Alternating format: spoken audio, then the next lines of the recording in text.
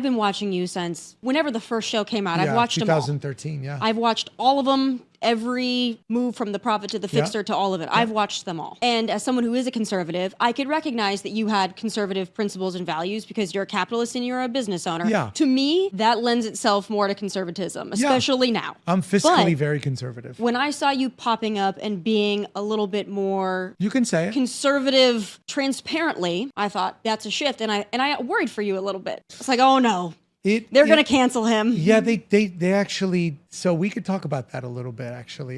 You know, I have always been, I come from a very conservative family. I was born in a different country, so I had an opportunity to come here, so I'm super grateful for that. I had a different ideology when I was 14, 15, 18, and 19. I was young, and I was dumb, and I didn't make money, and I didn't pay my bills, and I didn't understand things. All I knew is my parents were strict, and that was it. But I had a different belief system, and my belief system was based out of a little bit of naivety and a little bit of lack of education. And I'm not embarrassed to admit, and I think most people are, is that until you experience it yourself, until you see it yourself, until you manage it, until it's done to you, you tend to be a little bit more, liberal isn't the word, but you tend to be a little bit more forgiving of things that you shouldn't be. You tend to be a little bit too generous around things. And I would say that as I got into making the profit, my life and my perspective changed because I would run into situations where I wouldn't feel good about it, or I wouldn't feel like things worked out the way I thought it was going to be, or I would feel that even outside of the show, people would take advantage, particularly outside of the show more than inside the show. And over time, I started to think that my perspective was wrong. And I spent a long time at CNBC,